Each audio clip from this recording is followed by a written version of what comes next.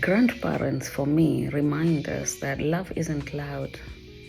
It's patient, it's present, it's steady, and it's always there. Do you know what I call grandparents? The heroes of motherhood. When they turn up, tea stays warm and hearts refill. Hi, my name is Naomi Karemi. I am a full spectrum doula, and I'm also a Kramzog, translated as maternity nurse in the Netherlands. I help families through pregnancy, at the childbirth, and I'm the first face that they see, settling in and readjusting with love and patience, one family at a time. In this video, I want to talk about grandparents and their input or contribution within the family at large. So this week, my youngest son, has gone to my parents-in-law for a week. It not only brings a lot of peace and calm in the house because my second child has a disability, it allows us to focus on him and give him more of that one-on-one care. But also it allows us to refill our own cups.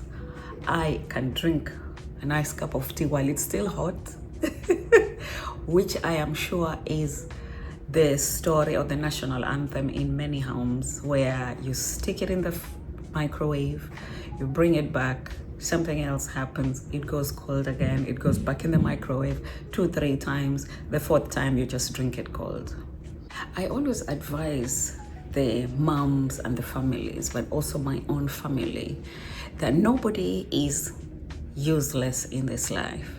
Grandparents, they provide a lot of the invisible support.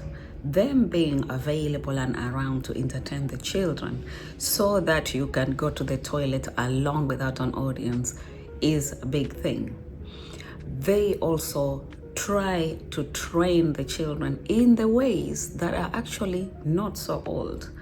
When you think about it, back in the 70s and how children are brought up now with technology and phones and everything else available and so quick at their fingertips, I don't mind when my parents-in-law, for example, take my children and they teach them in those ways that they taught my husband, because he turned up to be a really good kid. He's a great man. It's beneficial for a child to have input about life and other things from other people also. The first teacher is the parent, but don't forget your community. It takes a village to raise a child. So allow them to do things also that add to their well-being and their growth, because it is so beneficial for that child. It exposes them to other things than what they are used to at home. One example is food. If you only cook the quick, easy meals all the time, and then they get to go to the grandparents, for example, for a weekend or a week, you find that that meal, because it was so different to the quick pastas that mom has always been making, because she comes home from work, there is no time in between, they treasure those. Grandparents are able to give the children the memories also to add up to their lives adventure stories. So they are very important in a children's well-being upbringing, but also they add a lot to the family setup. It's very unfortunate for some of us who live far, where our children can't just hop on a bus or grandmother pop in and quickly take the children to the park. But we still make sure that they have that contact. Now, my mom is all the way in Kenya. She's the only grandparent left from my side.